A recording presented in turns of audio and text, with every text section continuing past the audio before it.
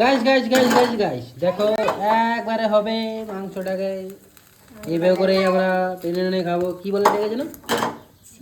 ওই যে খড়ি দিয়ে উনান ইয়ে ধরতে হয় খালি আরে পাঁচটা বানাও মাছটা বাড়া এটাকে পুরা খাবো আমরা। হ্যাঁ কাচাক কাচাক করে।